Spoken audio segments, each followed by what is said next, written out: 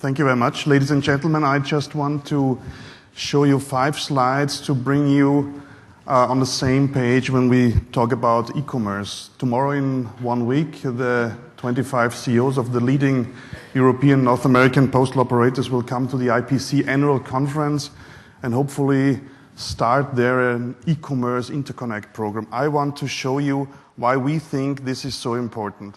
You've seen this slide before in a slightly different version. This is on a global basis, and it shows us that the GDP evolution has totally decoupled from the mail volume. And the question is just if these graphs go down by 3, 4, or 7%. We do not know exactly. And the second question, if the GDP has some drop in 2012 or 13 or will recover. But the overall image shows us that there is a decoupling and it will never come back. Maybe this is one of the answers to the question raised in the plenary session before, why some private investors do not invest that much in mail business. Looking at a picture like this, you have to convince an investor very hard to invest into this business. And I think this is totally different to what we've seen in telecommunication 10 years ago, 15 years ago when privatization started.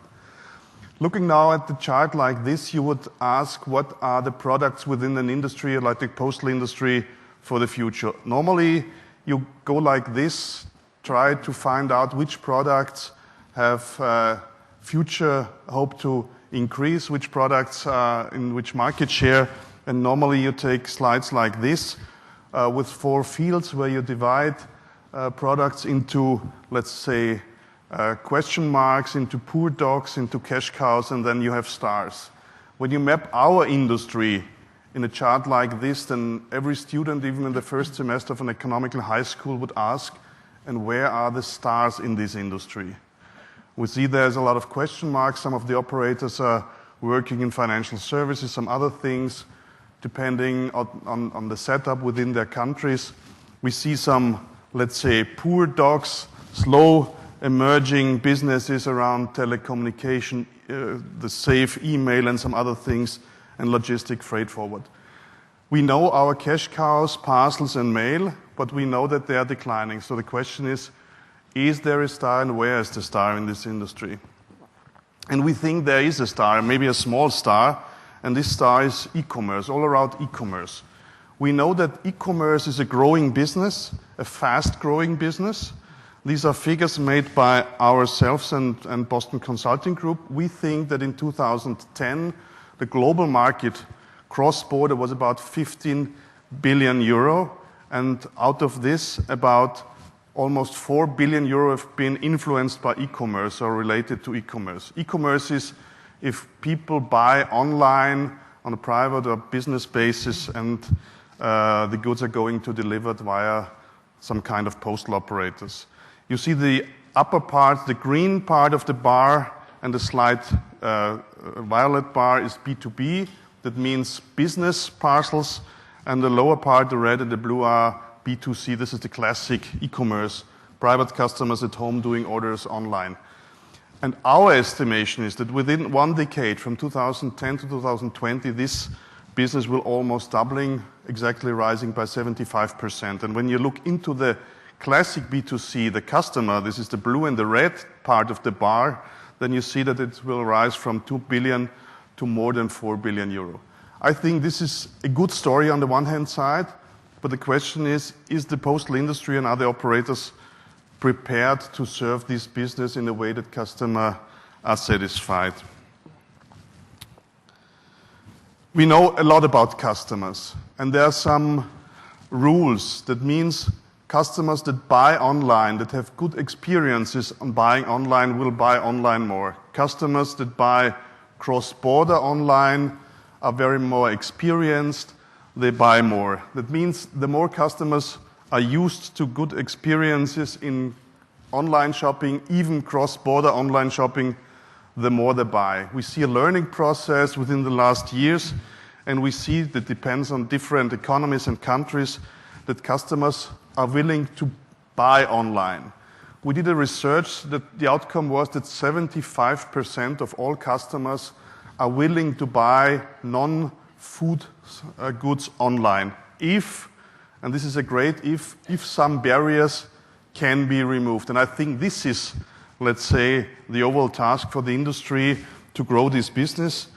We did the last 3 months in preparing our board meeting a research within 20 European countries about barriers. We asked customers, why do you buy online, or what has to be improved to buy online? And I just want to show you the slide. It's a little bit complex. I want to stay on the, let's say, top 3, 4, 5 issues, and this is absolutely classic. It's what you feel and what you maybe is your feedback from your personal surrounding. On a scale from 1 to 10, customers Europe-wide say, I would like to buy, or I would like to buy more online if there is a reliable visibility on track and trace. I want to see where are my goods, when it's going to be delivered. Secondly, and it was mentioned before, simple and reliable return process. Return is one of the critical factors within the e-commerce. Return is not only returning goods, but is also getting money back. This is not easy because it's customs, it's VAT, how to get this back, how to get this back. Number 3 is reliable delivery time. And e-commerce shoppers really need reliable delivery time to do their decisions. And then it goes to the next, the 4th, let's say, top point, choice on delivery. Customers want to have a choice where the items are going to be delivered. Normally, postal operators try to deliver to the address of the homes of the shoppers, but for a lot of shoppers, especially in city areas, it's uncomfortable to come at home, find an information in their post box saying, we try to deliver a parcel to you, you've not been at home, come to our office and pick it up. So we think to offer customers the choice where to get the delivery firsthand will really grow the business. And then some other features you see, delivery services, key markets, and it goes down to secure payment and about payment on delivery and so on. But it means for us, yes, this industry has a problem. The classic mail volume is declining. It's not easy to find a star. There is a star, maybe, e-commerce, but it needs a total different approach than before. We have to understand customers. It's not anymore the one that pays the stamp that's our customer. It's a recipient that sits at home in front of his laptop and doing a choice. He sends a parcel or she sends a parcel to him or herself. This is totally different, 250 years of postal experience. And if postal operators meet these customer needs and customer expectations, then we think e-commerce can be or will be, let's say, the growing star within our industry.